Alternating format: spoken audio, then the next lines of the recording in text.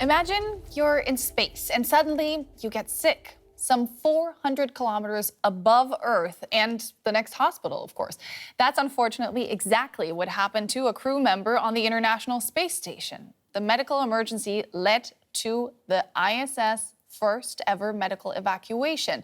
Last night, a crew of 4, the ailing astronaut among them, returned safely to Earth as their capsule splashed down off the coast of California. The American, Russian, and Japanese astronauts returned a month ahead of their scheduled departure from the ISS. NASA has not identified the patient or the condition that prompted the evacuation.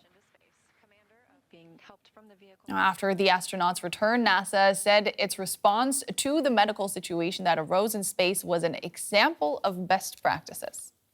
I think when we go through the debrief on this, we're gonna learn a lot about the things we got we got right and did it very well, and make sure we apply that in other applications going forward. So this from my perspective, watching it play out from the time of the original situation developing to get our astronauts safely in the water and on their way to medical care, was executed almost near flawlessly. And it's great to welcome Keith Cowing back to DW. He's the editor of NASAWatch.com. Keith, welcome back to the show. This evacuation was triggered by a serious medical condition of one of the crew members. Do we know exactly what was wrong? We don't, and that's sort of the issue with any employee who has a medical privacy right. And these folks, believe it or not, are government employees, so that factors into it. But if you look at how they went about this, if it was a really bad thing, like somebody was going to die, they would have come home within a couple of hours. They could do that. But they didn't. They had enough time to plan for this. And what it really is whatever it is, whoever's affected, it's a medical issue that is okay for now, but to really take care of them long term, you need to use some instruments that they don't have in space. So it's actually everything worked according to plan when you had this sort of situation. And if it had been worse, like I said, they would have put on the suits, pushed a big red button, and been home for lunch. What kind of medical equipment do the astronauts have on board? Well, it's interesting. They have quite a lot of stuff. I used to, when I had a real job at NASA, I was sort of involved in some of this. They have an echo, so you can look at, anything that's happening internally. They have all sorts of drugs that can be used for various things. They can do teeth extractions and fillings. They can do stitches. They can broken bones, all kinds of things. But at some point, I don't know what the problem is, but if it was a cardiac event, they can they can listen to the heart. I don't know that was it. It could have been something else that just, they said it didn't have anything to do with the operational aspect of what was going on. But, it could be that they were getting ready for a spacewalk and something happened as they got ready that sort of crosses the line between getting ready for something and just hanging out in space. So all said and done, it's not really a big deal. And I've been on expeditions to the Canadian High Arctic near the North Pole and Everest for a month. And you don't want to do your homework when you get there. You want to have plans and top of plans and top of plans. So if something goes wrong, it doesn't get worse. It gets better because you have a plan on how to deal with it. How would the crew on the ISS be able to deal with a more urgent emergency than, a heart attack or a ruptured aneurysm, for example?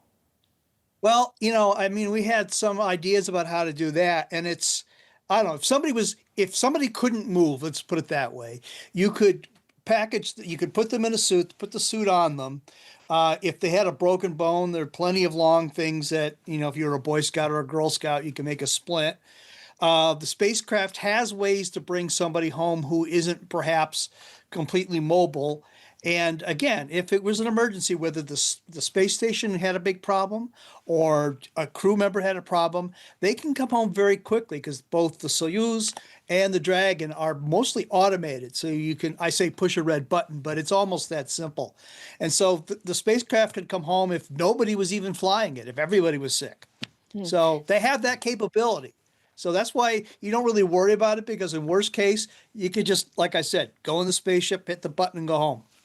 It is a first in almost 30 years that the ISS has been operational. Does that mean that medical conditions don't really arise all that often there? You could probably say that, or that when they do, somebody has thought ahead to what needs to be done. But you learn from every time somebody has a headache or a cold or something. Oh, we need more of that up there. Or we need one of those things. And so over time, the medical chest of drugs and equipment has grown. They're also doing experiments up there that involve, again, echocardiograms and so forth. And when they're done with those tests, that gear is still up there. So after a quarter of a century, if the space station is like my garage, it's full of stuff. So there's never a shortage of that. But you can't have the infinite number of things like a CAT scanner and all these other things. So at some point you have to come home. But if your next question is about Moon and Mars, yeah, we're going to have to be thinking about that, because you can't just come home easily. It's not about Mars. It's actually about the number of people that returned to Earth yesterday. Only one of the astronauts was sick, but all 4 members of Crew 11 came back. Why is that? Well, I guess the only example I can give is like if everything was Lego bricks, like you have 4 of those little Lego guys, and the spacecraft always has 4 in there. The way that we move people up and down through space normally is as a crew, and this was called Crew 11, and they'll be replaced by Crew 12. But you design these spacecraft to fly 4 people. You have a commander and a pilot. Everybody has a job, and they can cover for other people if they're not doing well.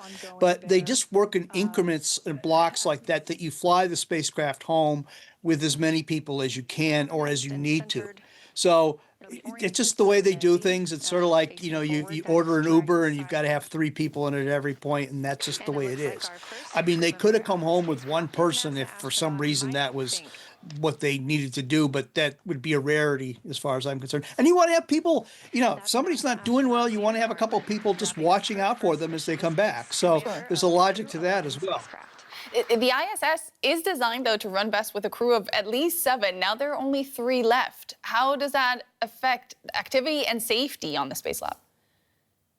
Safety's not affected because you have half the number of people, so it's easier to do. They could all hop in one spacecraft and come home.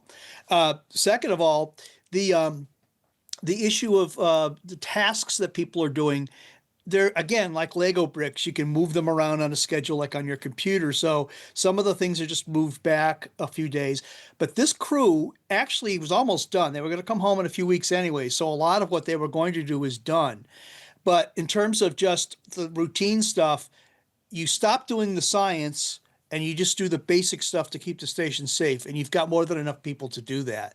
But the idea is, of course, to get the next crew up there as soon as possible to pick up the slack. So, and they've always built in, what they call slip schedules and stuff like that. So they've always got like extra food, extra tasks, like when they had the astronauts who were, stuck up there for a while. There's always something to do.